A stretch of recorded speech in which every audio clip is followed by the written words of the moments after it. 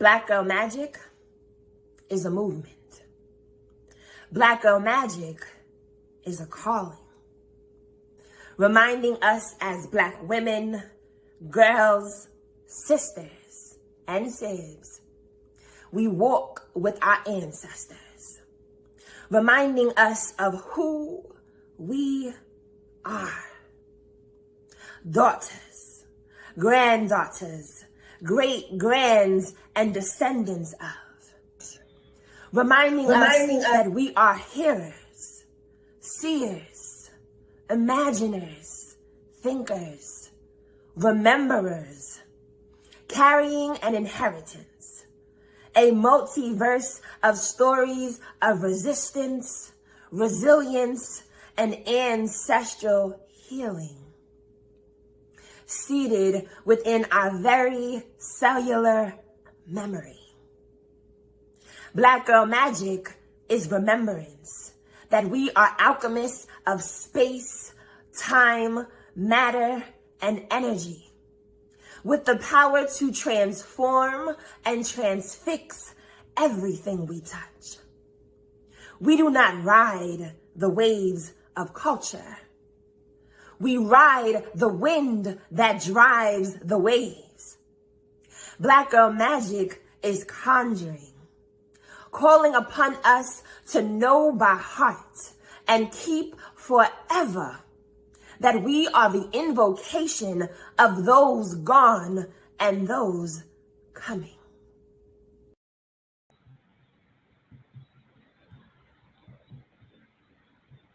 All right. Okay. Hello, everyone. Welcome. We are back. Black, Bipolar, and Badass presents Soft Life. Thank you for joining us for episode 4. This is Sisterhood, centering sisterhood and soul care. And I am your host, Kymani Jade, Artivist and Educator. And today we're going to be having a roundtable discussion about the Soft Life Wellness Movement. Before we begin, I want to introduce y'all to my amazing co-host for the evening, multidisciplinary artist, author, and advocate, Kemara Knight, who will be the leading moderator for today's discussion. All right? So today, we're coming together, talking not only about mental health, but about wellness, centering the divine feminine, sisterhood, spirit, again, self-care and soul care, and matters of the soul. Before we begin, I'm going to pass the mic off to Kemara, and she'll introduce our amazing panelists. Thank you so much, Kymani, and thank you again, everybody, for joining us today. So, even before I get to the panelists, I would like us to honor the life we have within us by doing an ancestral call. And what that looks like is, at this moment, I call us now to collectively take a few deep breaths for grounding and recognition of the life we still have within us. And once we do it after our deep breaths, then I call us to either verbalize or write out the names of 1 to 3 ancestors that are currently on our hearts. So we'll do 3 grounding breaths. Breathe in and breathe out. Inhale.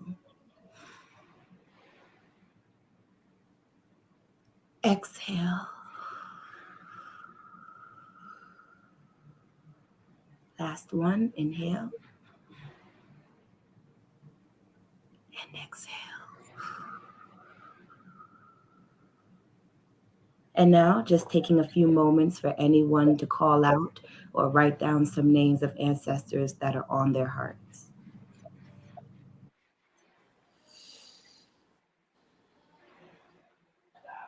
Martha Bell Davis. Mabel Davis. Marilyn Hall. Hermine Germain. Hyacinth Graves. Steve McDonald. Bell Hooks. Ethel Beasley, Marion Jermaine Edie, Octavia Butler,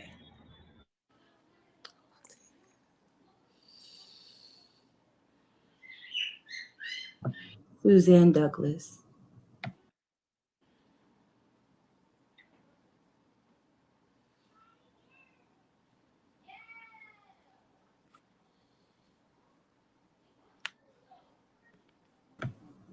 just taking another moment to think of those who have come before us and the life that we are honored and blessed to have now.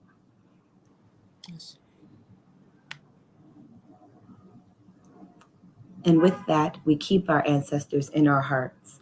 And now I am so honored to finally introduce our panelists for today. So without further ado, today we have Aisha Nora, intuitive oracle, life coach, and empowerment motivator. We have Nikenya Hall, intuitive practitioner and author. We have Sohami Pinard, psychiatric mental health nurse practitioner, board certified advocate, and therapist. We have Stephanie Belnavis, licensed mental health clinician, board certified dance movement psychotherapist, infant parent psychotherapist, and a perinatal photographer. And last but certainly not least, we have Zoha Harp, certified yoga instructor, Reiki practitioner, and writer. So once again, thank you to our wonderful viewers for coming on in here. And please feel free to join the conversation by offering love, encouragement, or any resources you may have in the chat. Over to you, Kymani. Thank you so much, Kemara. So you may be wondering, why are we even having this conversation? What brought us here? Well, first and foremost, we've gathered an amazing panel of progressive healers and mental health professionals, clinicians, psychiatric nurses, oracles, seers, Reiki practitioners, all of the above. And we came together in the spirit of Minority Mental Health Month. And you may know Yolo Akili, the founder of Beam. And he brought to the conversation a discussion of mental health liberation. Just as we are Black every day and do not need a month, mental health liberation is something that we can call into our lives, into our world, into our policies, and our society every day as well.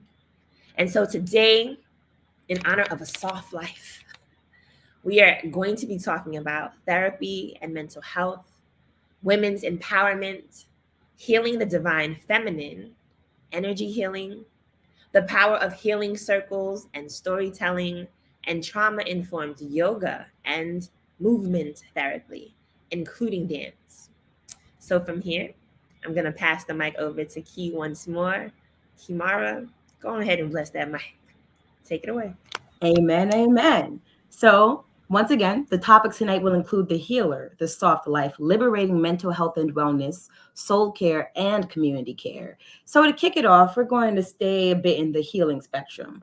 And for our panelists, the first question I have for you, and any of you may answer, what is your life work, personal and professional practice?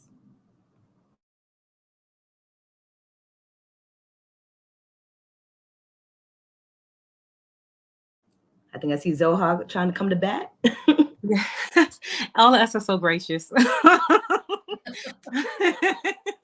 I would say my life's work is really to show up unapologetically and stand as a source for various ways of being, and share what I've learned with those who feel connected to it. Ashe, I really like that. So I'll jump in next. I could go next. Who's going next? Who wants? You go ahead. I think I heard Sohami. Wait, who would like to go? Either or, I'm fine. Well, I heard you first, Sohami, so let's shoot to you. And then who was next? Did I hear Stephanie? Aisha, and then Nikenya, and then Got Stephanie. it. So that's our stacking order. Sohami, Aisha, Nikenya. All right, And then cool. Stephanie. Okay, so my personal life work is much like my professional. It's all about healing when it comes to me. I never want to have someone feel like they have to do this alone, whatever their this may be, whether that's depression, panic, financial loss, whatever that fear is, we never have to do that alone. So my company awareness and much of my personal work is always bringing to light any type of resources you might be able to use, groups. I do discussion panels, I run Bible studies, whatever it is that align with my healing journey. I want to make sure that somebody else has that same resource.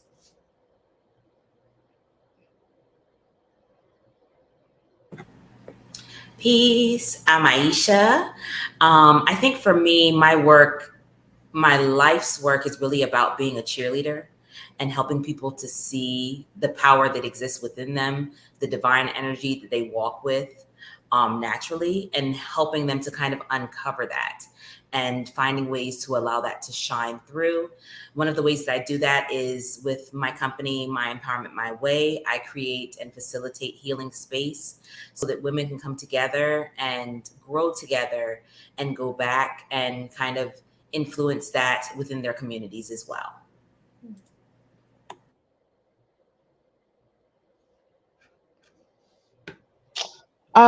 Beautiful. So my professional life work is very personal. Um, and I believe I bounce in between the two caveats. Let's start personal. Personal, just life work is to indulge. Listen, I love a whiskey neat, honey. I love a whiskey neat, and I love my carbs. Okay, they're all good to me. Um, on the if we look at seesaw, right? My professional life work is I'm a healer, but very, very heavy on the teacher. Um, I teach you how to show up. I teach you how to be authentic. I teach you where you might be stuck and give you tools to pivot. What that looks like, I'm an intuitive practitioner, I'm a certified psychic medium, I'm an author, I do grief work.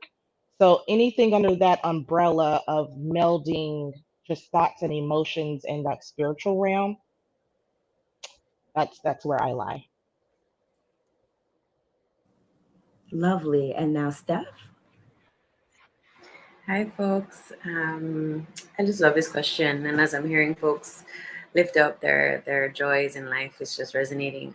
For me, my life work is, as some folks have mentioned, very personal, but it is centered around being a co-journeyer as a daughter, a sister, a friend, an auntie to oh my god kids, um, and in being a co-journeyer, it's always usually connected around creativity, always from an anti-oppressive lens, and really celebrating being in relationship with others. And that pours into my work professionally, where we wear many hats, supporting birthing families, really, stepping into this role as a kinesthetic storyteller with others, and celebrating your creative identity and how that really can pour into your wellness, pour into your relationship, and just love for self and others. So that's like me in a nutshell.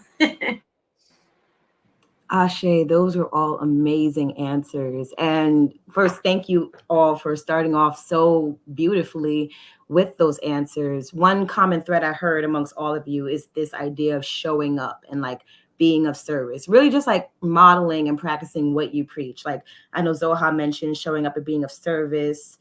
So Hama, you mentioned this feeling of like no one should have to go through it alone.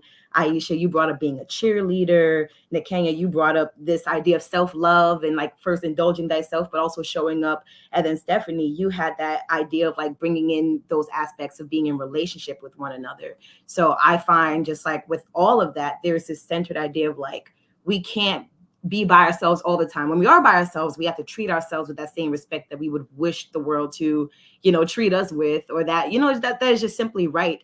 But just that reminder, that inherent reminder that it's like, not only are we the start of what we want to do for others, but once we start that within ourselves, then we can not automatically, but we have more of a capacity to provide that nurturance to others. So thank you so much for illuminating that, because I think often, especially in today's society, there can be so much me, me, meanness. And often people may perceive it as selfish, which at times it can be, but it's important to have that self-preservation, self-reliance to build upon oneself to even be able to restore another's cups. And all of your life work sounds very much so restorative of both community and self, which is inspiring for me, especially because child, it can be a lot in this profession. And so it's great to remember that we don't have to do it alone, but that it also starts with ourselves. So thank you again for starting it off with that. And now I'd actually like to look towards Zoha. I want to ask you, what differentiates the trauma-informed approach from any other healing-centered strategy? Okay, so trauma-informed care, which is broad, begins at I hate this. I use the word, but I hate the thing because a lot of times people get stuck in the trauma, right? This is what happened to me. But what it is really just not focusing on the trauma, but allowing the person to have the space to learn new behaviors, because you know that the trauma has changed their nervous system, has changed the way that they view the world, has changed the way that they interact with other people, has changed the way that they interact with themselves. So when you're thinking about behavior modification, you're not coming from a step. You're going, a logical step basis. You move from here to here to here to here, right? We're allowing the experience that they had to have some room to breathe and for them to grow from it, and not for them just to be focused on this thing happened to me, and how can I get past it, but how can I grow with this thing and still not be this thing, if that makes sense. But what I do specifically with trauma is it came to me, I was 2017, 2018. I kept hearing this book over and over in my head. Just every time I would wake up or go to sleep, it was this conversation going on in my head over and over and over. And it was like, you need to write a trauma timeline, and you need to do this, and da-da-da-da-da. You go here. And so I say, if this isn't going to shut up, I have to start writing this down. And so I started writing it down, and it was a book that I ended up writing called The Imposter's Guide to Self-Love and Healing. And what it basically is it teaches you how to navigate your trauma by pointing out the instances that you experience trauma, and then navigate the feelings that you existed in then and now. So basically, I call it time travel, because that's what we're basically doing when we are going in the past or we're looking towards the future. And basically it allows you to pinpoint those moments in time, go back to those experiences, dig in, pull out the feelings, and then bring to the future why you have these experiences, why you have these behaviors, why you have these ways of being, where they came from, where they stem from, and then decide, do you want to keep them? Are they useful? Do they help you grow? How are you managing them? Are they running your life? Like, are you living in the present, or are you still connected to that timeline? So that's kind of how I work with trauma. And I appreciate that, especially in my own mental health journey. I've had so many instances in which I had to focus on the trauma, which inevitably triggered me more. And I was there like thinking, well, first for me, the phrase trauma informed anything was the first I'd ever heard like this past year. So the fact that even existed was illuminating to me. But it also, for me, I found quite interesting in the facet being any mental health professional, I'd argue, anybody who works with the mental, I would have assumed would be compassionate in that sense. And that's what I noticed with trauma-informed anything, that there's a greater sense of empathy and compassion. So I love that idea of, like, instead of focusing, you're rather unlearning or relearning new ways to deal with that trauma. So thank you for expressing that. And with that, I would like to now, looking at you, Miss Stephanie, what does your trauma-informed practice entail? Thank you. Can you all hear me? Can you hear me? Okay, great. My trauma-informed practice, it feels like the best way to describe it is a journey, and it's, as mentioned before, it is very personal. It's a series of things and nothing. So there are practical, tangible interventions that I explore but they're really rooted in the type of person that I am and the ways in which I enjoy supporting myself. So, you know, as a practitioner, I'm also in therapy myself. And growing up in the Caribbean, you know, there's all these contextualized stigmas around therapy and accessing it versus religious intervention or both. And so for me, my trauma informed practice is spaces and opportunities and activities that ensure that I am deepening my reflection and understanding of my own story. And so that could be in a more formalized theoretical space like therapy, or it could be trying to cook a meal that I've enjoyed for my entire life and trying to cook it myself. You know, it could be going for walks.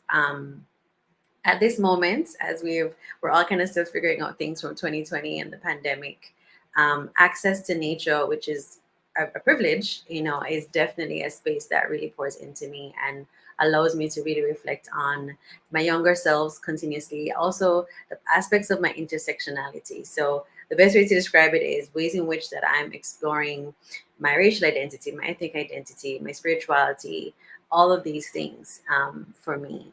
Journaling has always been a cornerstone for me, and it continues to be a really strong avenue.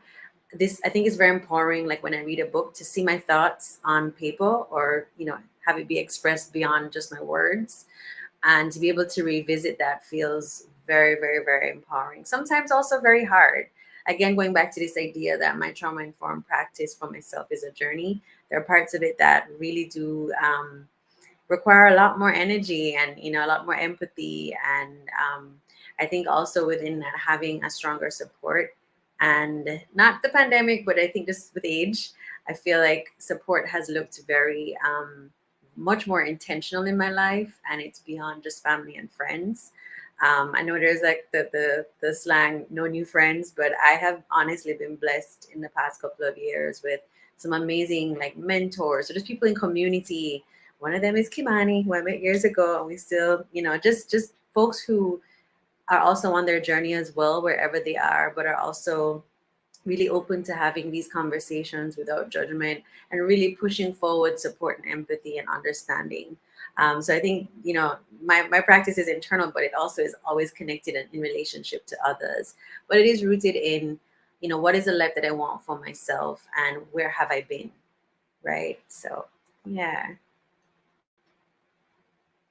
I love that. What is the life I want for myself and where have I been? Ashe. That is amazing. And one thing that definitely stood out to me was the idea of journey, because there is a saying, healing is not linear. And I think oftentimes, even though people know this, we still often might fight that, you know, because it's like off, especially when it's dealing with pain, you know, you just want to get to that good stuff so soon. But I really appreciated you noting your hows, if you will, like what some of that journey may look like, how it could look as simple, because sometimes even getting out of bed or whatever could be difficult, but as simple as a walk, to actually doing that deeper internal shadow work, if you will. So thank you for reminding us that there are levels to it, and that no matter what that level may look like, it's really just important to take that moment to reflect and say, okay, well, is this what's going to help me right now? Because if so, then maybe I should definitely push myself to do it.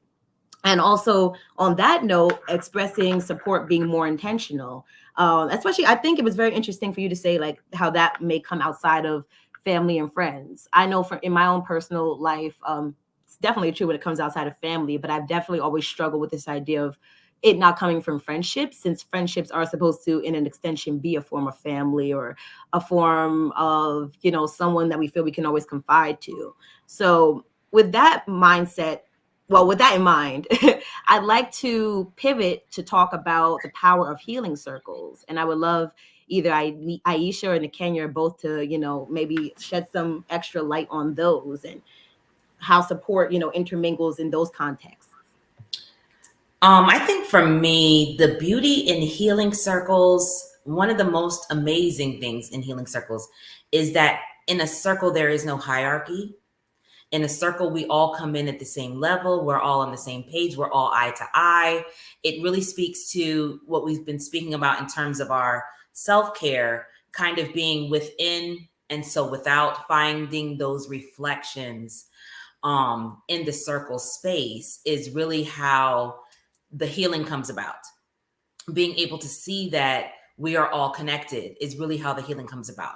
Being able to see that I am no different from you is really how the healing comes about. Being able to see God inside of every one of us and knowing that God exists within me is really what the power of the circle brings into sacred spaces.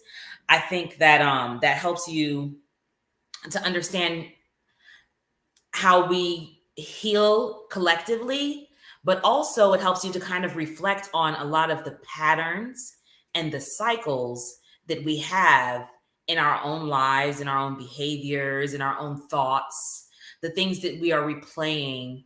And that's the beautiful thing about the circle, and understanding that every time you kind of go back and revisit, you're going back to a deeper and a more sacred space on that circle to dig a little deeper for that healing purpose. And I think that's what the beauty of that collective healing brings about in the circle. Absolutely. Absolutely. Good stuff. I I think we forget how much power is in when my aura interacts with your aura, that interacts with another person's aura, which interacts with another person's aura. And when I say aura, I just mean our energetic field. That's all I mean, our energetic field. And when I bump up against that, and if I do it intentionally, and if I'm able to step into that space of transparency, those two things, like intentional and being transparent, that is where the healing happens. That is where the guck can start to ooze out, and we can see, oh, you have grief too. Oh, you're struggling too. Oh, you have those intrusive thoughts too.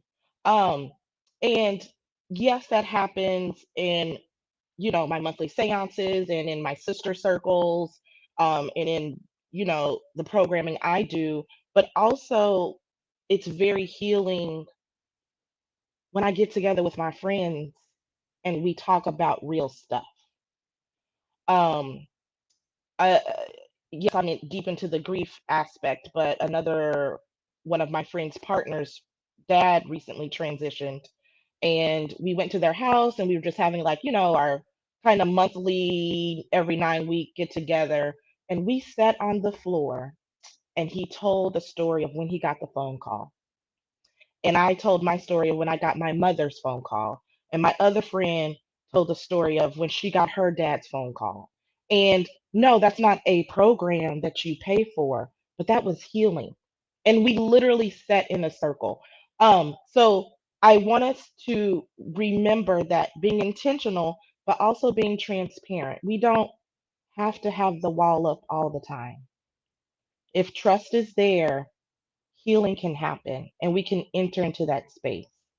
And Sunday Unlimited Brunch is also very healing, and it's also a circle. So just be mindful. Thank you. Oh, yes. Please drop all the resources and the plugs because I would love to brunch with y'all.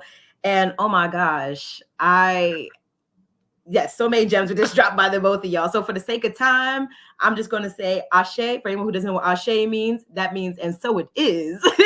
But I'll just real quick, I wrote down that's not a program we pay for, but it's healing.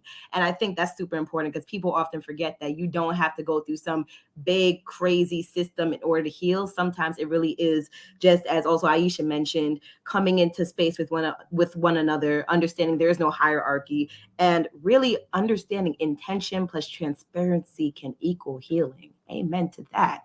So with that stated, I would like to hear from all of you, but I think I'm gonna start off with Sohami.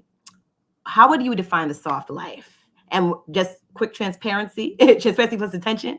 We have so many amazing questions to get through this evening. So if we can, just be real succinct with our answers so we can go through, but we're definitely going to keep the dialogue going after this in some way, somehow. Ashe. So to reiterate that, how would you define soft life? Quick answer from you all. Okay, so since you called me first, quickly for me, soft life is anything that refills my cup. So whatever that looks like, whether it's brunch, as you mentioned before that, or me just sitting in my shower for 2 hours.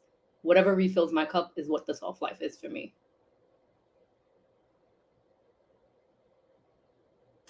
Amen to that. Who would like to go next? Ooh, don't be I'll scared. go next. Amen. I would say that the soft life is redefining the way my mother's mothered.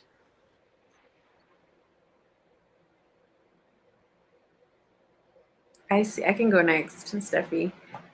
I feel like the self life for me is an act of liberation and resistance and empowerment. Yeah, defining your life for yourself with ease as opposed to urgency and busyness. You know the song "Putting Up Resistance"? Yeah, that's what I get. Yes, Barrett's in the chat. Okay. For me, it's all about, getting out of my own way and stop, trying to do too much and trying to force things and trying to control things, learning how to allow things to breathe, learning how to allow things to be effortlessly. Yeah. For me, it's the understanding that I deserve ease. I just deserve ease in all aspects. So, what will give me ease, do that. Ashe, and that's a beautiful round robin to Sohami's refills the cup. So that was lovely. Thank you all for each of those amazing answers. I definitely, especially relate to getting out of my own way. That one's big, allowing things to be. Okay, but even the redefining the way my mother's mothered, that wow, that's a gospel right there too. And truly, even the breath now, the breathing in the beginning, that it truly was an act of resistance and empowerment, because it's truly magical that we're all here today. Ashe. So giving a quick shout out and clap to that again as well. But deserving of ease. Actually, I'm gonna bring that. It's a nice transition to our next question. I would like us to address vulnerability, and I think a good person. Well, let's see who would like to answer that. I'm looking at Sohami again, but Yeah, I'll pick that up. So when I had initially brought up this mention of vulnerability, it was into that strong Black woman narrative that we hear so much when we speak about ourselves. I think a lot of the times that we don't realize there's strength in saying, no, I don't got this, or I'm weak in this area, I need help, or can you help me? So we can't want to live that soft life, but don't address the things that keep us from it. And I feel for us as Black women, especially, that lack of vulnerability is one of our main barriers. And this stems from culture, our experiences. Like we've learned and witnessed a lot that I got it mentality, right? Like, I don't need your help, I got it. Case in point, how many of us has actually like struggle with lots of bags in your hands coming from the grocery stores, and you won't just wait for somebody to come and help you? Why? Because I've got it. So it's like, I know that's like a very basic example, but the vulnerability, that the negative aspect that we have of it, that negative view, it starts off with those basic principles, those basic behaviors and thought patterns. It's when we were little and we saw like our mothers get praised for always having it together. She cooked, she cleaned, she did laundry, everything was done every single day. And I'm Haitian. My mom cooked for my father every single day, whole spread, but I never saw her cry during periods of loss. And we went through several periods of loss. I lost my grandmother, I lost my uncle. Like, I never saw her cry. It's when we told a friend a secret and all of a sudden the rest of the school knows. So now you're feeling like, I can't trust you. And it's like all these little things and experiences that we tend to write off, they're building up how you see vulnerability. If someone doesn't know something and they start to learn about it and research till they know it, we call them intelligent. You don't like the way your body looks, you're too big, you're too thin, and you get to that dream body, you're dedicated. But when we need for help and actually ask for it, we show that vulnerability, we're called weak. And we're so far from it. That narrative needs to change. amen. It truly does. And being a young Black woman myself, as we all are in this in this forum, it's definitely something I relate to heavily. That said, I would love to hear from Nikenya and Aisha on the plight of the strong Black woman, and really like who is worthy of a soft life. What is that? Are we really, like, to expand upon Sohami's idea and go a little deeper into that? Everyone, everyone is deserving. If you decided to come down to this earth video game you are deserving of a soft life. We don't know how to take up space, and we don't know how to ask for what we need, right? Because we very good, strong Black woman, we've seen it, it's there, and rightfully so. Like generations before us they could not be vulnerable, right? It was like life and death at sometimes, right? But now we are in a season where we can pivot, and I can take up space. My emotions can take up space. My abundance can take up space. And if it will bring me ease, again, that's what the definition means to me. If that means that Emmanuel, which is my cleaner, if he comes every month, that's taking up space, but it also gives me space in my brain just to think, and I am deserving of that. If grief is heavy with me today, I deserve to take up space and be like, I'm not okay today. I deserve that. And that's ease, right? It's the ease. So I believe it's the we deserve it, but we also deserve to take up space in conversation, in physical form. We deserve to be seen, to allow someone to pour in us. Mhm. Closed mouth don't get fed.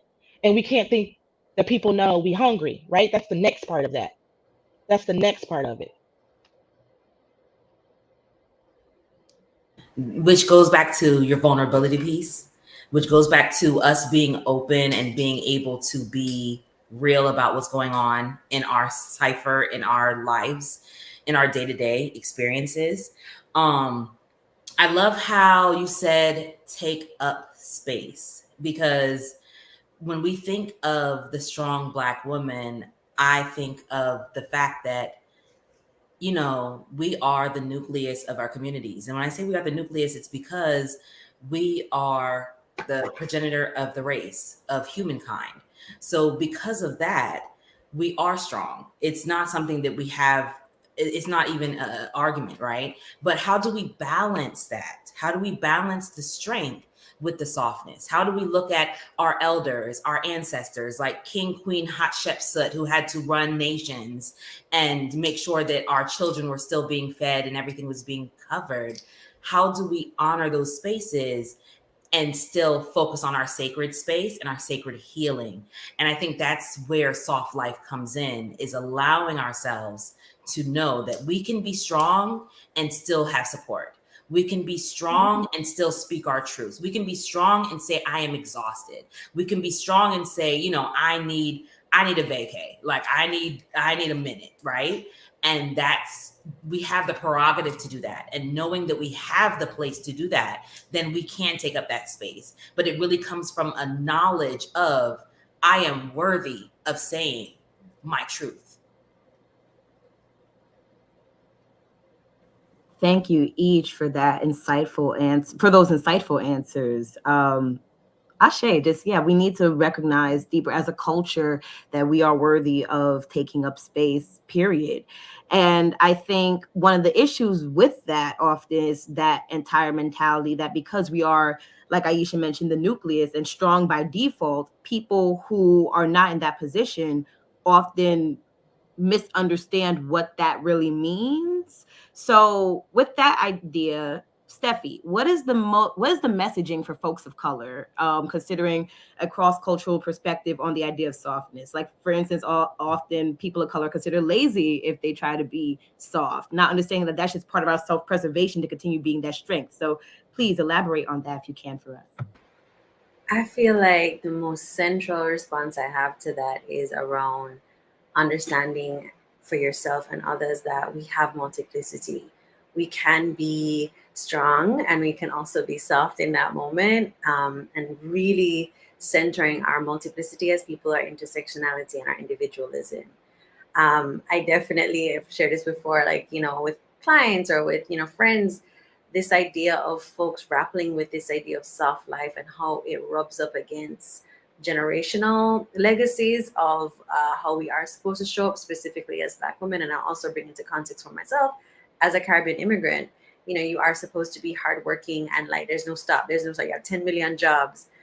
And so where is the ease? Where's the enjoyment of all that you've worked hard for? And so as you lifted up as well, a lot of the times there is resistance, maybe generationally or even across the board with friends in different socioeconomic statuses or class, where it's an idea of like, that's for folks who have money, or that's for folks who whatever the end of the spectrum is. And it's just also understanding that yes, that may be that may be their interpretation and their understanding, and give with respect to that. But also really going a little bit deeper, for yourself, really trying to define that, because there's definitely been instances where folks are like, that's, you're lazy for setting boundaries. And it's like, no, that's usually because you don't have access to me anymore. So because you don't have as much access to me, because I'm setting all these boundaries for myself and trying to really, define my life for myself outside of all the labels and the elements. It's, I've changed, or my degree has changed me, or, moving to the state, like, whatever it is for folks. And so I just always go back to, there will always be opinions around this, but if you are really, if this notion, whatever aspect of the soft life or ease, or defining your life speaks to you, step into that for yourself. And also, pulling on what support you have to be able to decipher for yourself what you need to sustain that.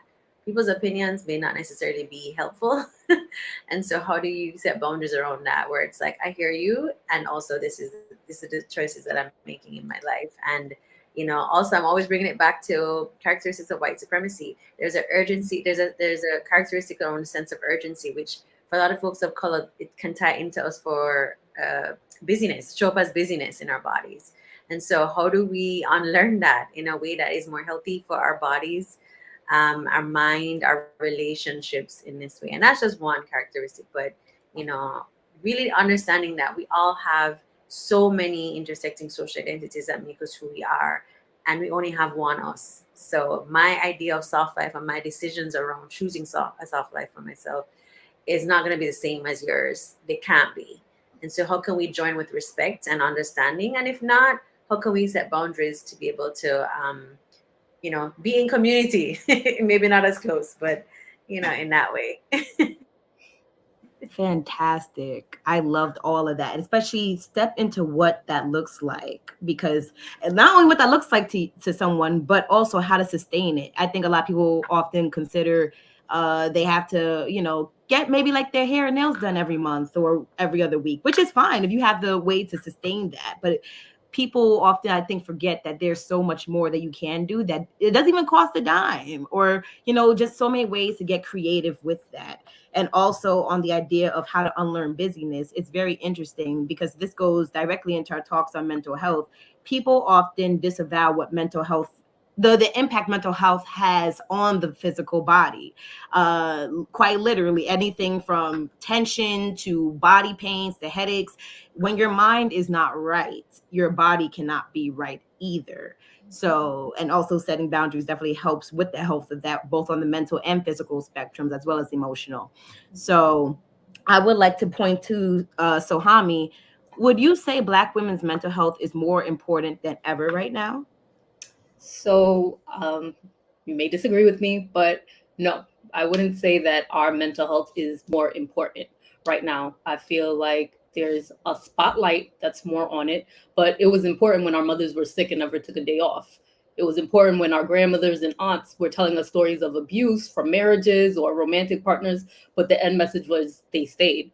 It was important when the generations before them were getting chased by dogs, attacked, spat on, called out of their names, but yet they push through because that's what we do. We're that strong Black woman. So I think the importance of it now has like the spotlight that it always needed, because none of us, I mean, most of us at least, we've gotten to a point where we no longer want to keep pushing through. We just don't. If that means that I am worn out mentally, physically, spiritually, I'm not pushing through. I want to sit with this feeling, whether it's a loss, a breakup, grief, whatever it is. I want to feel my feelings, speak to a therapist through Zoom or on someone's couch. And then when I'm ready with the healed version of me, then I'll move on. But that narrative of mama pushed through, cousin pushed through, nanny and them pushed through, we're not doing that anymore. If it's not refilling my cup, if it's not serving me in any way, if you're pulling negatively from my energy, you either need to change or exit my life. And I feel like that's where Black women's mental health is right now. I wish we had more time, but I resonate. Lord Jesus. Which, quick, just to let the folks know, we got about 18 or so minutes left, so we're gonna be a little bit more rapid fire. But trust, if y'all want us back, just let us know. So keeping in mind with everything Sohami just said, which was super. I'm gonna shoot this one to Miss Zoha, since we haven't heard from you in a little bit, and then to Kenya, if she would like to go. Why is the call to liberate mental health important? I think it's important, mainly because we are susceptible to so much all the time. We have so many things coming at us all the time. These apps, not to mention the TV, the news, all the things that's happening around us. And just showing up in the space, providing something that we don't always see, especially as Black women. I always get, how do you practice yoga? Why do you play with crystals? They say play with crystals, y'all. And why are you meditating? And it's like, that's not for Black people. And I'm like, yeah, it is. It's for us. We deserve this. We deserve to be in touch with our bodies, to be in touch with our minds. We deserve to be in touch with the earth, because that's all working with crystals is. It's not magic or anything like that. It's just, we just get to see ourselves healthy. We get to see ourselves outside of the difficulty that we're used to. We know what that story looks like. We are not just our physical bodies. We are not just our spiritual practice. Our emotions are living, breathing, energetic beings within us. And we have to stop being like, they don't exist, or I can push through, or no, I'm not going to be sad. It's not true. It's not true. If we think about all of our previous generations that did push through, we saw them crumble. We didn't want to talk about it. We didn't want to point at it. We didn't want to touch it, but we saw them crumble. We saw what it looked like. Aren't we tired of being so segmented? Like, aren't we tired? Like, don't we want holistic system? Like, don't we want to honor all of us? I think that is the call to liberate, is that I refuse to segment myself. I refuse to compartmentalize anymore.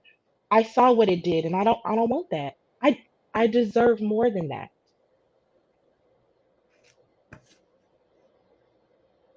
Aren't we tired? That's the testimony right there. And I think in that very question is that inherent.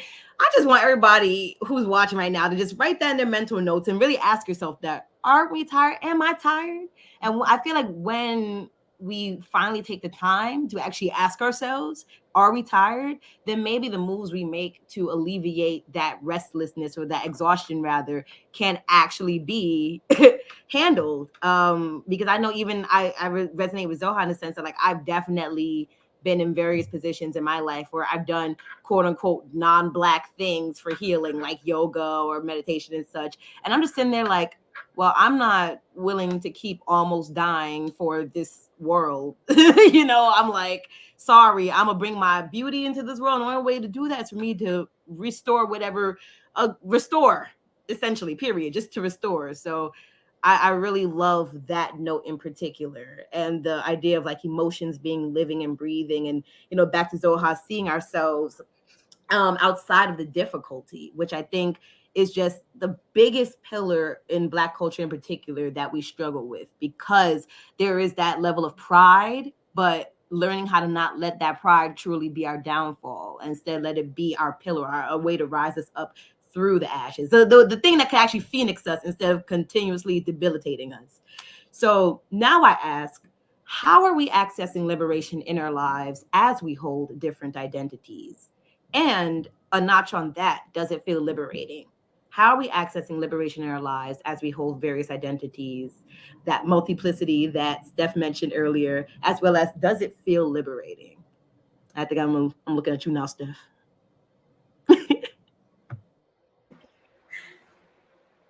I feel like the access question is again very individual. I feel like similar to what was lifted up before about kind of like these issues feeling very present now. I feel like I'm loving this conversation around liberation, especially between Black and brown bodies. Period. That's where I'll start first. Um, and I feel like the idea that when you break down access, it is so layered. It is very much rooted in, or challenged by systems that exist, whether it's your insurance, whether it's your financial background, family connections, folks being able to define liberation for themselves it feels very much rooted in a lot of their personhood. But as I said before, like I feel like there feels like generally more access to talk about liberation. I've how folks define it for themselves feels very different. I'm in Massachusetts, and we still have like mass health here, for example, and so there are more supports and resources here than when I visit some of my friends in other states. And that's no ding on any other states. It's just you really have to think about like where you are, your positionality in this world, and not a lot of it is geographical. A lot of it is intergenerational in this way. And so I love that you mentioned before about some folks may see self-care or supports as like to get their nails done or having these standard appointments. Or for me, liberation is being able to be a Black and brown Black body walking into a public space that I don't feel unsafe in, like, or choosing to speak up in spaces where I know no one else has my perspective. So I feel like there are really, really grand acts, and then there are really small, humbling. I don't want to say small, but more humbling acts of liberation. And I think for folks, instead of like thinking of the general idea of accessibility, it's really defining that for yourself. Like, what do you really have access to, and what are you wanting more of, and how can you get that? And where areas where you may need support, or also are you someone who's like, I don't know if liberation is where I'm at right now. I'm over here just trying to like secure a job, like whatever the case is, to be able to afford your life, for example. Really define it for yourself. But when you go deeper into systems, it gets tricky. It definitely gets tricky, and there is a play on power, privilege, and oppression. Absolutely. Ashe, thank you for that. And actually, your statement made me think about the phrase "bloom where you're planted" because of the idea of think of your positionality. I know for me personally, that phrase used to heavily upset me because it almost made me feel like stagnant and stuck. But then it took me a while to look at the other lens of that being, well, I'm planted here, and until I either get uprooted by a lovely gardener or bee pollinates me to somewhere else, quote unquote, it's like, how can I use my present position? And I think a lot of times, especially with the main conditions that Black folks are put into, we are pushed into a corner, if you will, and often, of course, have every right to lament that corner. But I think it's definitely an important time to look at how much we could actually do with that corner, if you will, until we can pop out into a greater territory. So thank you definitely for mentioning that. And with that, now we're going to transition into soul care, which sidebar, my lovely co-co/producer Kim said we have a little extra time. So still being, pretty thorough with our answers, but we just have a little bit more time now. So that's the upside. Instead of about 8 minutes, we have another 20 or so, Key. So cool. So we can breathe a little bit more. Amen. So now I'm going to shoot to Zoha. What is the divine feminine, and how does one awaken and heal this energy? And also for anybody who may not know what the divine feminine is, we'll break that down as well, because there's various different phrases and terms. But I'll let my beautiful panelists break it down further for you. Come on, live. Yeah, it's like popular buzzwords now. So divine feminine, sacred feminine, and some people would call it the wild feminine. It's just basically an energy that lives in all of us. It lives in men, it lives in women. It's something we come to the world with, like our divine masculine energy. It's a counterpart to that energy. The divine feminine energy works through love and freedom. So that is basically what you're accessing when you access the divine feminine, is your purest form of love, the purest form of freedom that you exist in. And for me, it's just really about allowing myself to live without the imposed boundaries that I thought that I needed in order to fit in. And the more I shared those, the more in love with myself I become, the more free with who I am I become. Ashe, learn how to live without imposed boundaries. I extra felt that. But okay, that's great. Something we all have. So that's at least one part of the conversation there. So just bring it by gender aside or sex aside, we all have the divine feminine, divine masculine energies. So now I'll look to Aisha. What does sisterhood mean? How do we tend to the soul within traumatic or toxic family relationships? That's a big one, right? I know. Want me to break it down one more time? Break it down. First, we're gonna start with what does sisterhood mean, and then from there we can tap into, the traumatic or toxic family structures that may hinder that. Yes, I think when I think of sisterhood, I think of safe space. I think of iron sharpens iron. I think of community. I think of just really being able to see yourself in another, right? And recognizing yourself through someone else. So I believe sisterhood, it really kind of tagging on to the divine feminine, is really about the way that nature kind of allows us to see our relationships. And when I speak of Mother Nature, I see it in a way almost like when we think of the water system and all of these rivers that run into the ocean, right? And that's kind of what sisterhood is for me. All of these rivers may be different sizes. They may come from different places. Some, like the Nile, might even flow from the south to the north, things that we don't even think can happen, right? But that's how sisterhood is. And that's the beauty in sisterhood. And the beautiful thing about sisterhood, transitioning into the trauma piece and the toxic family piece, is knowing that we can choose our sisters. It doesn't have to be the family that we were born into, our blood family, right? And those sisters are beautiful as well, right? So finding a way to recognize that we have soul family here. I believe Nikeni said we are here. We're not just our bodies. We are here as spiritual beings having a human experience. And that's how sisterhood shows up in our lives.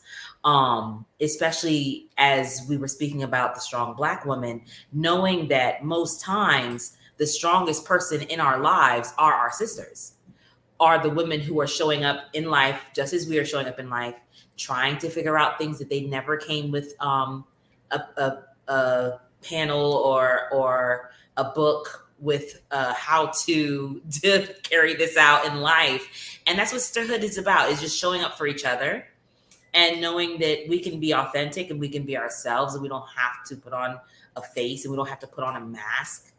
And I think that's what sisterhood means to me. And that's what I try to, that's why I create the spaces that I create, because I believe that because of the things that we've gone through as women, we sometimes are in a space where we think that women don't see us, or women don't get us, or all my friends is dudes, because sometimes women are a little emotional or whatever. And that's why sisterhood is needed, so we can remember what nature really means for sisters to come together, and what that looks like, and how powerful we are as a unit. Ashe. And it's so interesting because the ability to see yourself in others, to take a nod to what you said about like some folks who may lean more towards a masculine energy. It's like, well, if you feel, for whoever individual may be, it's like, if you feel maybe that yourself is too much, like if I just, everything is a reflection at the end of the day. So I think oftentimes we have to, as people, also look at the reflections that we see in our world, and before shirking something, really looking back within ourselves, like, okay, well, if I don't like this in them, is there something within me as well? So always going back to that inner work. Thank you so much for that answer, Aisha.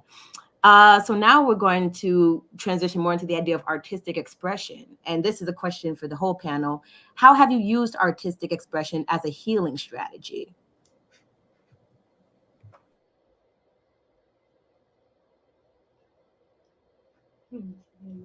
Okay, y'all gonna stop doing this.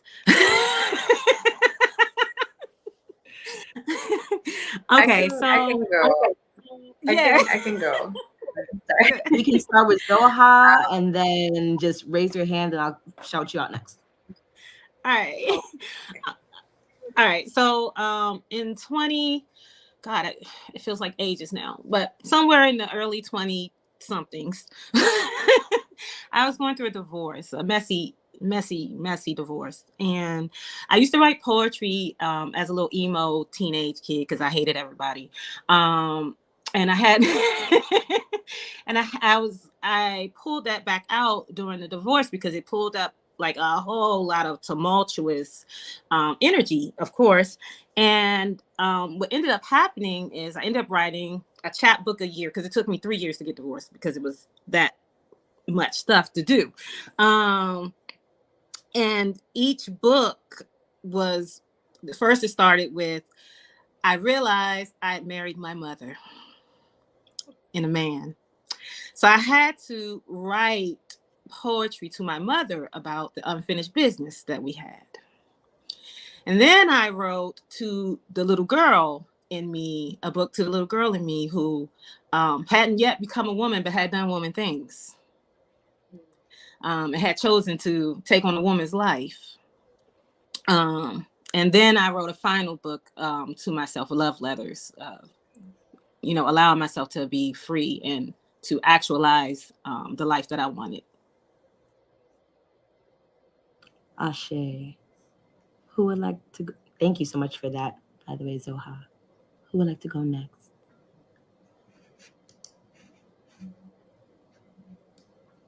I'm gonna take about 2 or 3 more voices on this for the sake of time. I can add in as well. I have also used poetry as a means of expression.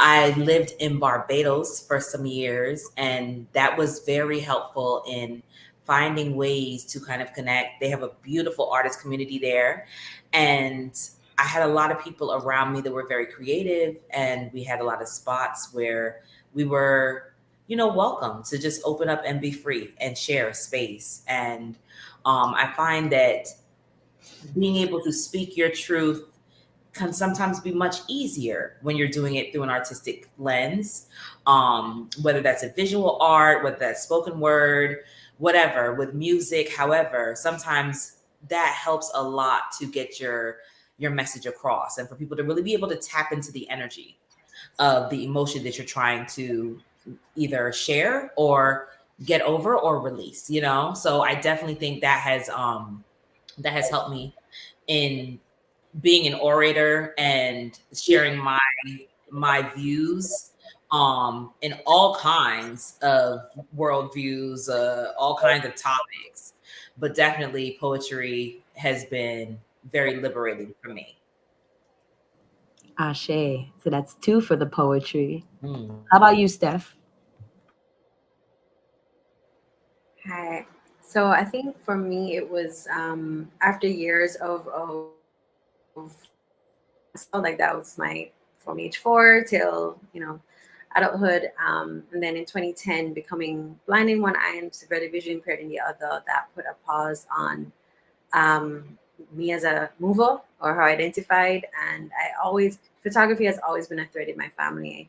And just around musicians and creative folks. And in 2017, I decided to purchase a camera, and photography since then has been a major part of my healing support because it allows me, or has allowed me, to really tap into this creative space. And also I do it in community, and which I love, in collaboration with other folks. And so it feeds me in this beautiful dyadic way. And so And also, as I mentioned before, journaling, being able to really cultivate this idea of a kinesthetic storyteller. My background is in dance. I'm always checking in on a body based level, holding space for others. But for my own personal practice, having a combination of journaling, photography, and movement has been universal. And with movement, I mean, I do dance parties in my shower, throughout my house, in the street, like, just really tapping into and vibing and celebrating the parts of myself that for many years I felt like I couldn't access again. So I love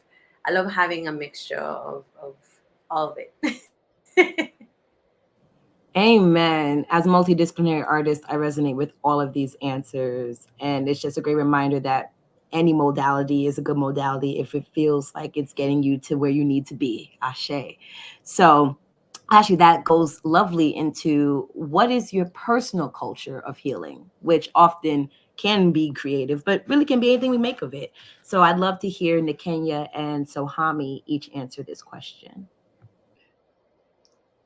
Yes.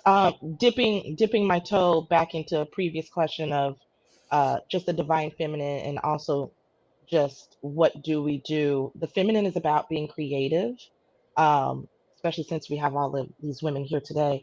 And so I dance. I'm a dancer too. I got a reading many years ago that I would have a dancer guide be with me for a while that would help move me through.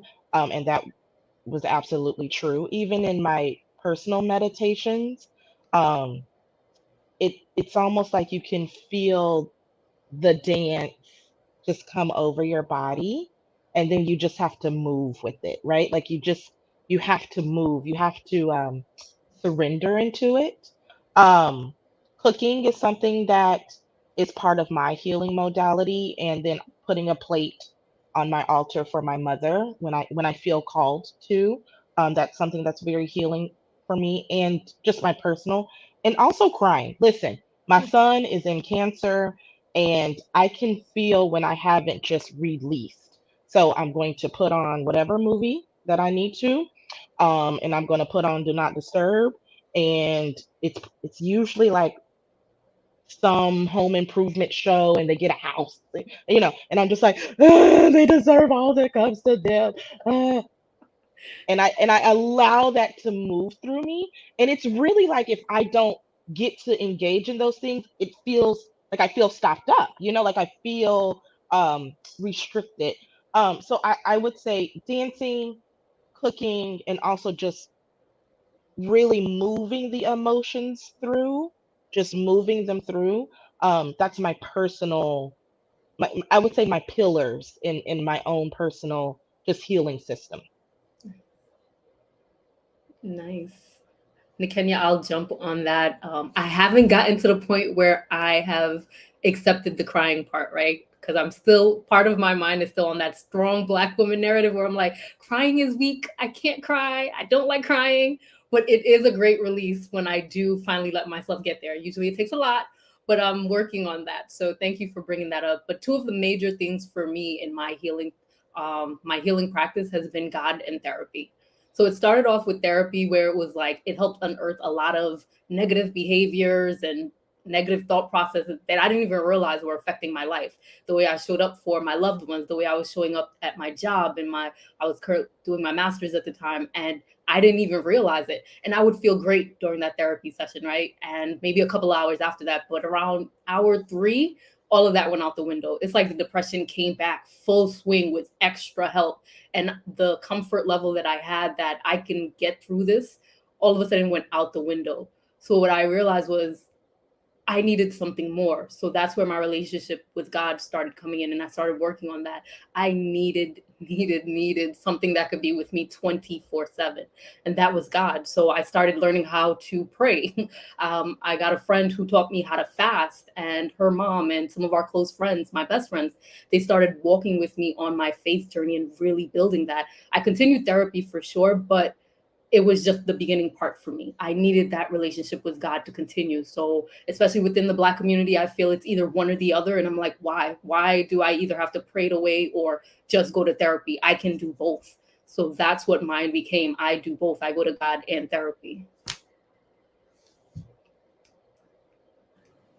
Thank you. Thank you both for those answers. Something that's sticking with me is recognizing inner restrictions with finding ways to move those emotions out of your system. And I think it's so beautiful. Even that was something that I picked up from the Kenya, but even for you, Sohami, the idea of recognizing those internal struggles still that are part of the Black experience, like struggling to cry or to even push yourself to go to therapy. So thank you so much for giving some illumination on your personal cultures of healing, because that too is probably going to empower, inspire some other people to maybe make some of those moves themselves, if not similar. So to Stephanie and Zoha, I'm wondering, like meditation and breathing, what is the place or the places of movement within your therapies?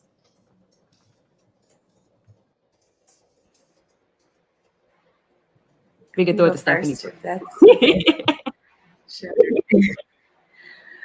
So just to lift up again, so I am a board certified dance movement therapist. Is this in terms of my practice, or you mean personally? However you wish to, whatever you feel to lead with, honestly. Okay.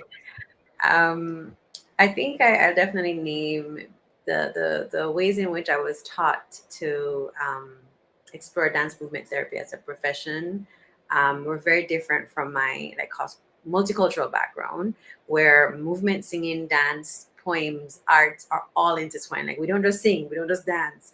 Whether you're in a church or you at a concert in Jamaica, it's all very much, as you said before, interdisciplinary in that way.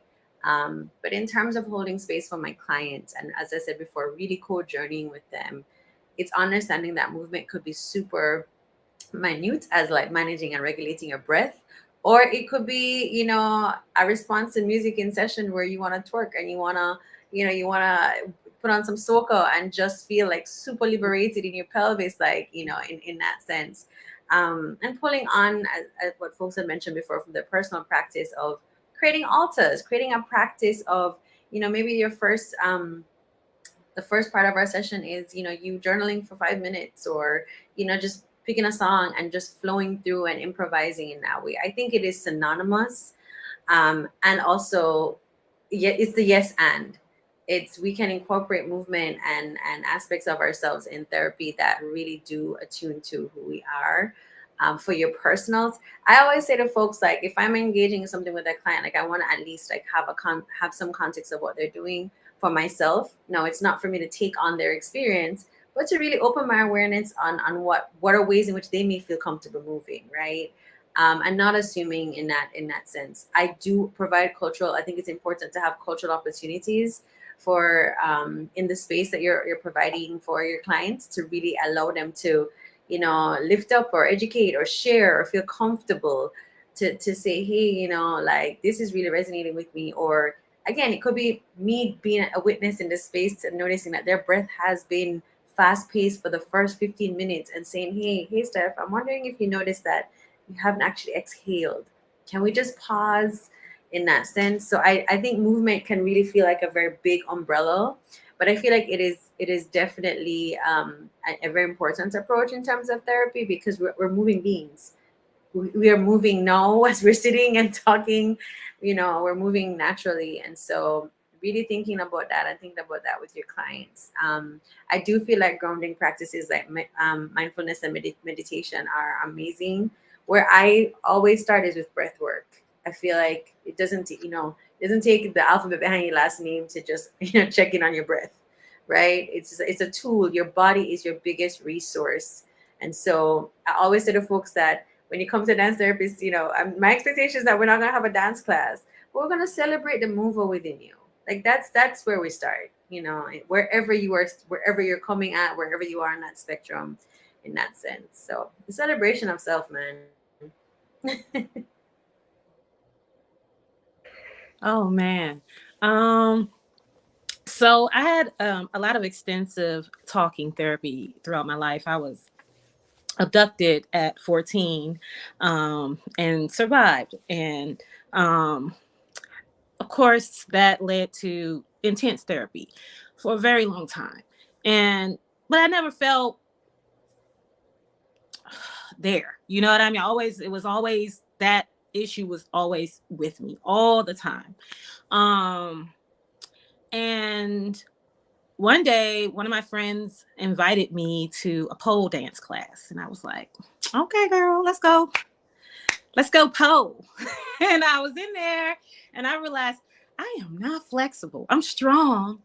I could climb the pole, but I look crazy. I look stiff, right? So I was like looking around and I was like, what can make me flexible? What can make me pretty on this pole? And I went to, one of my friends invited me to a yoga class. I went and I was like, this is it. This is the thing. I need this. And I never got back on the pole. I've never been back to a pole class. It was like yoga came in, pole was there. I did it for like 6 months. And once I got to yoga, it was like, this was where I was supposed to be. I only went to pole to get to yoga. Like that was the mode, right? That was the only way I was going to get to yoga. And it just, when I'm on the mat, the things that I can unearth, the places I can go, the spaces that I allow myself into, that I wasn't allowing myself into in therapy, that I was not doing anywhere else, in relationship or anything, with just sitting in poses. I can hear my body telling me, this is why I feel this way, or this is tight because of this, or you are sad because of this. Right here, I can hear my heart opening up to me. I can hear every part of my body, vibrating every time I'm on the mat. And this is why I went and got certified and said I'm going to become a teacher, and why I share this, because not everyone's going to get that, but some people will. Some people are going to sit on their mat and they're going to hear their body in a way they've never heard their body before. And they're going to awaken to something that they did not know was there for them. So, yeah. Ashe, as someone currently on a yoga journey, I completely relate to that. And one thing that definitely stood out to me was this idea of allowing your journey to lead you in one path and understanding that that path can diverge onto another path. Because there's so many people who might not ever do certain things because of stigmas or what have you. But when we allow ourselves to really search for that proper modality for ourselves, as even Stephanie mentioned and touched upon, it's like the whole world can unlock and open. So thank you both for sharing your thoughts on that. And I think it does nicely follow further back into the idea of support with this next question being, which anyone may answer, how does your work create or build community? And how is our community strengthened for or by it? So whoever feels ready. I can jump in there. Mhm. This is I love being in these spaces with Black and Brown people, because we really get to talk, right? Uh, and we don't have to code switch. And what just what I just heard, and also with this story, is our ancestral DNA connection to movement and dance and how that shows up. Um, which brings me to the answer of, I want people to see. I want them to see. I want them to see what a plus size Black woman who is spiritual can look like. I want them to see that my hair might be wrapped and I might be dripped in crystals, or earlier today I had on a two-piece gold bikini at the pool. I want you to see. I want you to see what our ancestors and what your DNA can can produce and manifest. Um, and when you're stuck on this earth plane, I want you to see what resources are available to you. Um, that's what I'm here to do, for you to see. Yeah.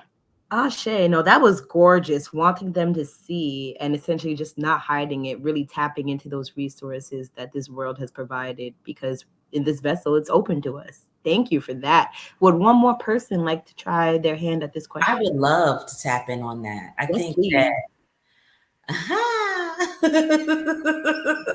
you know what it is? It's my work is a reminder, right?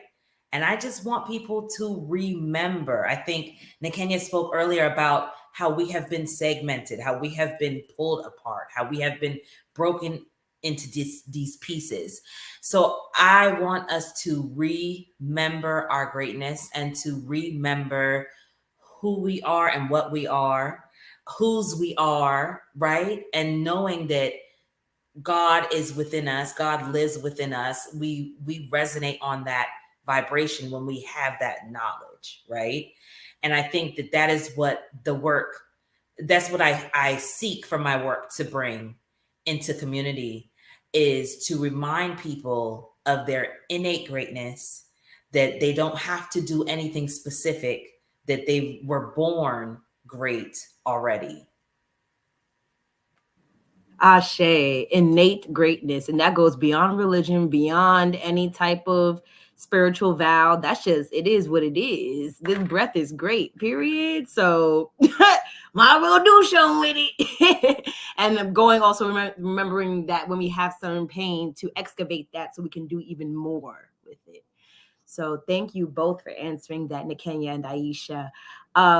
Now, what does community care mean to you? And this we can also throw back to you, Aisha, and anyone else who may want to answer. I'm looking at Sohami. What does community care mean to you, and why is it important? I think that community care is important because we are, we started this conversation speaking about being trauma informed. We recognize how much our communities have had to suffer because of racism, because of classism, because of our DNA, because of the things that we have had to go through as a people. People of color have been through so much, and I believe it's all about finding a way to bring balance. I find the easiest way for me to do that is to learn how to advocate for myself and for those in my community who cannot advocate for themselves. Whether that in whatever system that's in, specifically in healthcare. Me personally, it's so funny because when I was speaking with Kymani yesterday, I was like, oh my God, community care is my health insurance plan. Right? So it really makes me think, one of the things that I've been working with lately, again, with trauma and dealing with issues from the past and past toxicity, and learning how to heal that and unearthing that, brought up so much in my body that I am currently dealing with chronic kidney disease. And so knowing how to stand up for yourself in a space where a lot of people have been told that Black women are strong, they don't feel this pain, they don't go through these experiences in the same way that we do. So knowing how to stand up and say, this is what I need, I am in pain, I need assistance at this time. Cutting your nurses off when they don't listen, understanding that sometimes you need people who look like you, who feel like you, who, they have the knowledge. And I think that's really big in our communities right now, is knowing that we have everything that we need within our communities. We have doctors, lawyers, bank managers, owners, CEOs, everything within our community. And we can find a way to help each other to grow and to expand their reach so that we can help more and more people. That, I think, is one of the goals in underlying community care. Sure, thank you. Sohami? Nice. So for me, community care is each one of us helping the next one heal. So one of my company's main goal is to normalize the conversation of mental health. And we can't do that if it's just one person talking to themselves. You're not going to learn. You're not going to grow from that. You need that other person, that other group, to help facilitate that type of conversation. So that's why I try to do as much groups as I can. I do men's discussion panels. I do children's group because it's important from a young age that you know about mental health. Others need to see that they're not the only one. That's always been my thing, because when I went through depression, it was very good at getting me to isolate. So I always felt like no one cared when it was they really didn't know. So I never want somebody else to go through anything thinking, oh, I'm alone in this. So if it can affect anyone, it can affect all of us. And we need to be having that conversation. And just us here and anyone else who's on the line or who sees this later, if you have a resource or a unique gift that can help somebody feel good about themselves while we're here, why would you want to hold that back from someone? Like, that just doesn't make sense to me. And that's what community care should be. Amen. Why should we hold that back from anyone? Indeed. And I just everything else that is on point. And actually, we have about enough time for one more person to answer if anybody's interested. I'm looking at Steph. But who would like it? Ooh.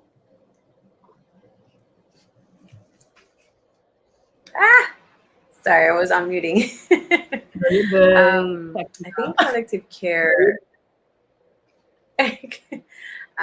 Collective care for me means I'm going to go back to what I said before of co-journeying. And it's the no man is an island or no person is an island kind of mantra. To be able to step into our full identities, I feel like we have to be in relationship with others. And we also have choice in that, in who we are in relationship with. And the idea is that it is reciprocal, it is healthy, it is empowering, it brings us joy. We are looking and caring for ourselves, and we are also caring for others in that sense as well, as best as we can, right? I know we always talk about self-care, and that is so important. But we're also we don't move through this world alone. Maybe some of us feel like we do, but we are always interacting with other beings, and so really holding and valuing others as well, and having them be a part of our journey, and us as well for them. Just celebrating that dyad and co-journeying together. Sometimes they may be further ahead, sometimes they may be right beside you, sometimes they need to be behind, and I'd say vice versa for you as well. But there's always somebody holding your hand. That's how I see collective care. Ashe, and thank you so much, Aisha, Sohami, and Stephanie for answering that question.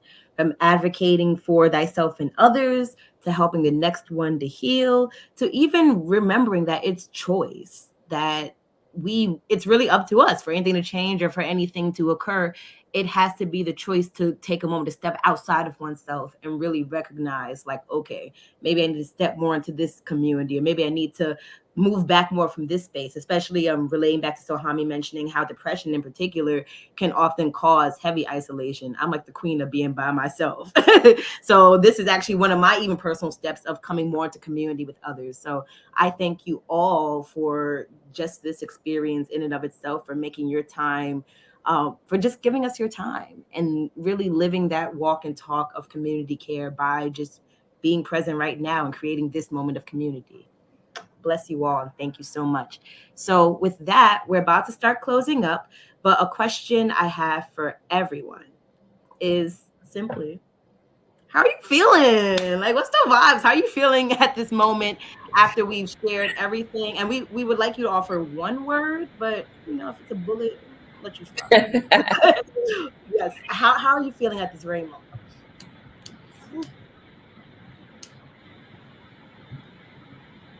We could popcorn it. I'll go. I feel understood in this moment.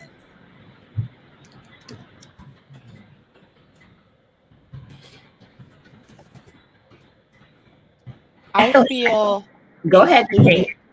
I feel included, like a part of the thing, the system. I feel included.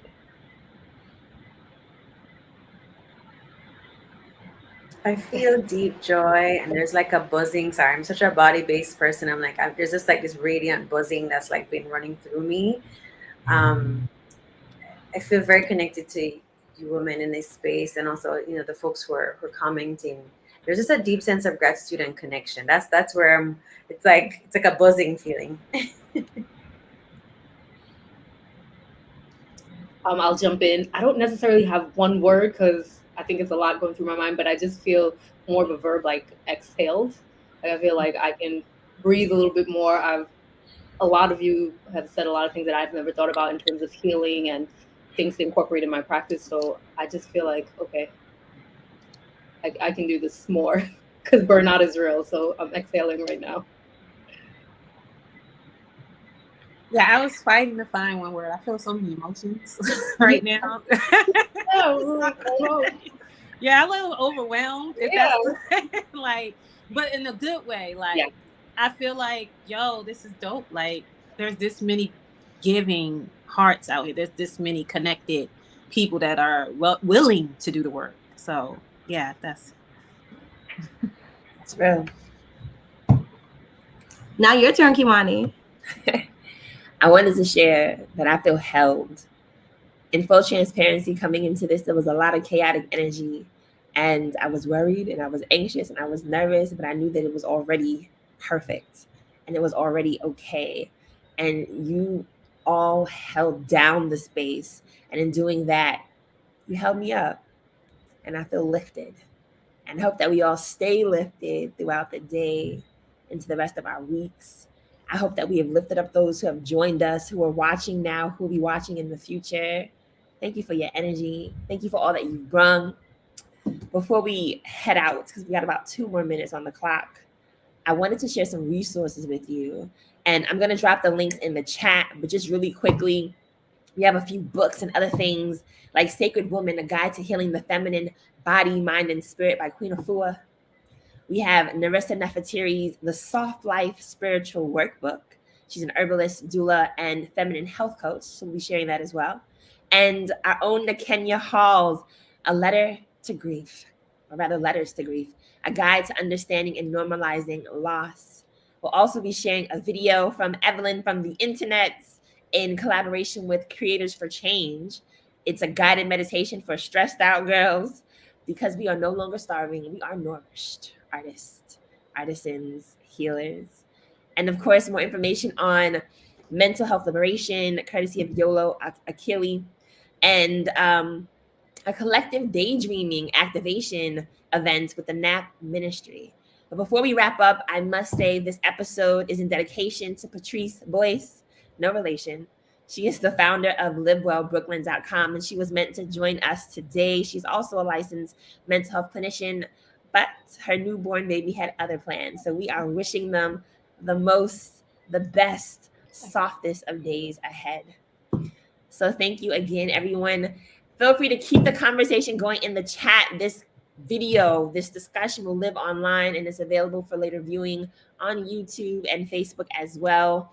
Does anyone want to leave any final statements? Tell us where we can find you. We want to follow you and support you continuously into these ethers in our future. So how can we find you? We see your Instagram handles up. Zoha Means Life, Ayesha Nora, Awareness.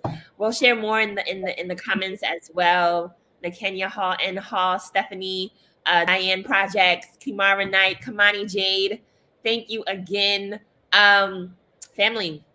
Thank you for helping us co-create communities of care and collective consciousness. To my excellent, amazing, show-stopping, awe-inspiring co-host and moderator, Kemara Knight. What did I tell y'all? Kemara is a constellation. The whole constellation. Stephanie Bell Navis. So Hami Panard, Nakenya Hall, Ayesha Nora. Bless you. Thank you. I love you. And that's real.